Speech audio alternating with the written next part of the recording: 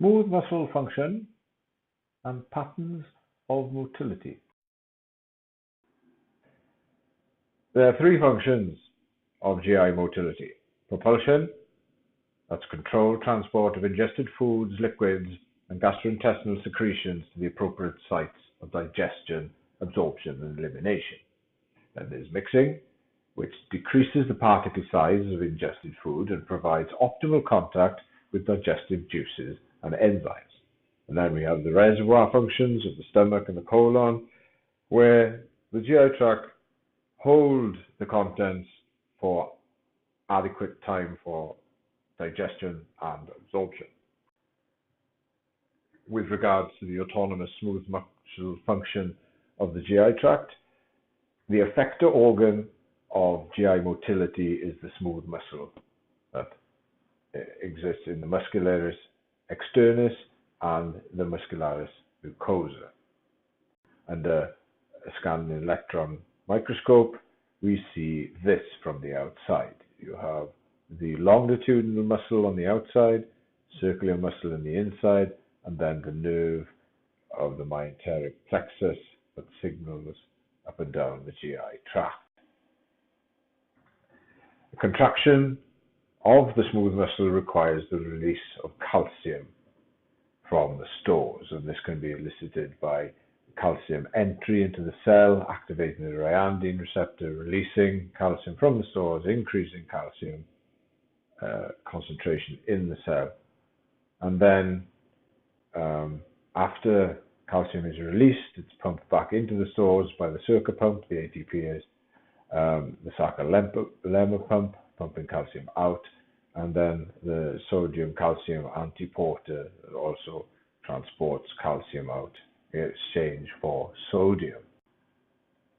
And so contraction requires an increase in cytosolic calcium that will bind to calmodulin, and then this calcium-calmodulin complex activates myosin light chain kinase, and this uses ATP to phosphorylate myosin.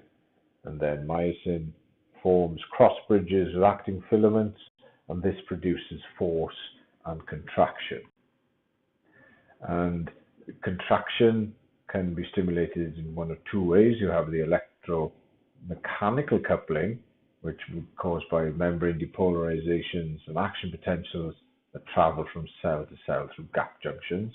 And then there's pharmacomechanical coupling, which is the contractions that occur in absence of membrane depolarizations in response to neurotransmitters. Regulation of GI function, one of the pillars being autonomous smooth muscle function, and this is through pacemaker activity and the electrical coupling to other muscle cells. If we look at the membrane potential of cells in the GI tract, we see this kind of pattern. At the top, we have the voltage of the membrane in the GI smooth muscle cells, and this is the contractile force that coincides with the different action potentials.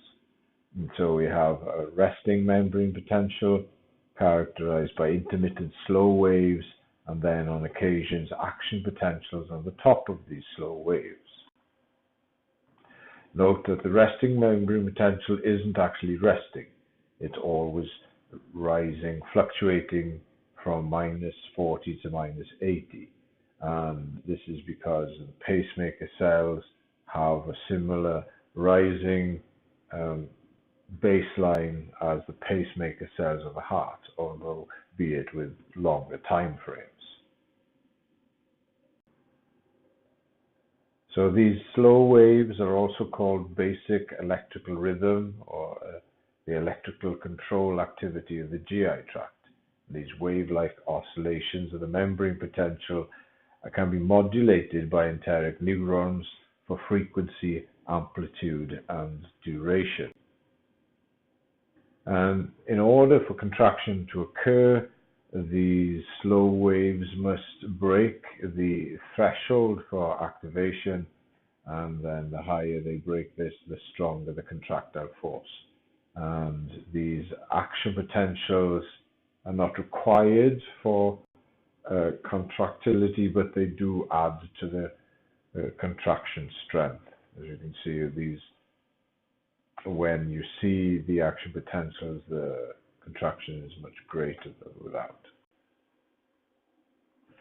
And so it is the interstitial cells of Cajal between the circular and longitudinal cells that generate slow waves. These are the pacemaker cells of the GI tract.